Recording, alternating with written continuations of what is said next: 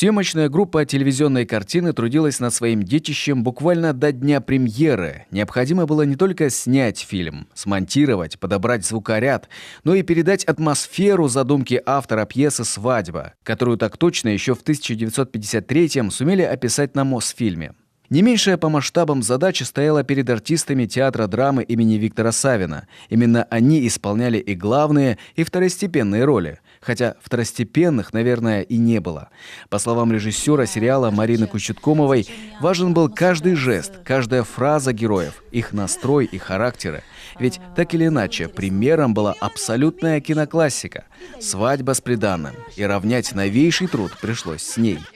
Вначале для меня это был шок, можно сказать, когда это все на меня обрушилось и сказали, вот нужно делать, и причем в очень короткие сроки, и с нашими артистами драмтеатра, которые действительно все звезды, которые играют Гамлета, Чехова, Достоевского, понимаете. И я, конечно, очень переживала. Но потом, когда уже мы с артистами встретились, боялась даже с ними встречаться, там первая встреча для меня была такой трепет. Но потом, когда уже с ними встретилась, я поняла, что они все замечательные, душевные люди. Наверное, эта душевность до осознания значимости задачи помогли творческой группе довершить все в срок. Хотя начиналась съемочная часть работы над фильмом непросто.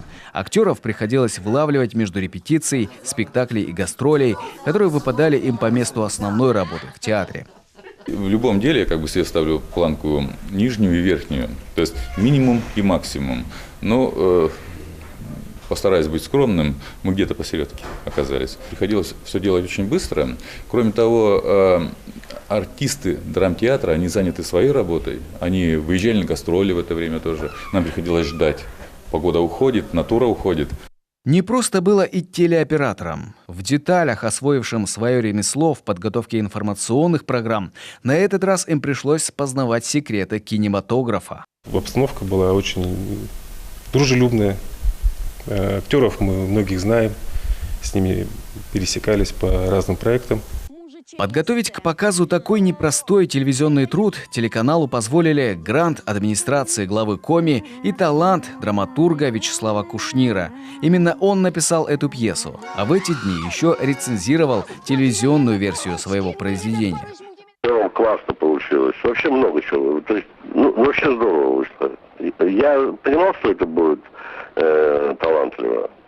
Вот. Но я не ждал, что это будет еще и как надо. Не в смысле представления пьесы, а в смысле, что это очень профессионально. Это интереснее и лучше, чем много на федеральных каналах. Я, правда, телевизор сейчас мало смотрю, но именно потому, что смотреть невозможно. А вот то, что это, я с большим удовольствием посмотрел. Там, конечно, я бы мог бы, что есть какие-то вопросы, претензии. Но это такое, это чисто уже профессионально, чисто ремесленно. А в целом здорово. Мне очень понравилось. Совсем скоро творческий коллектив объединит многосерийный вариант в целостную кинокартину, которую жители республики все с тем же интересом смогут посмотреть в эфире Юргана или в сети. Константин Куратов, Анастасия Тюрнина, Василий Янин, телеканал Юрган.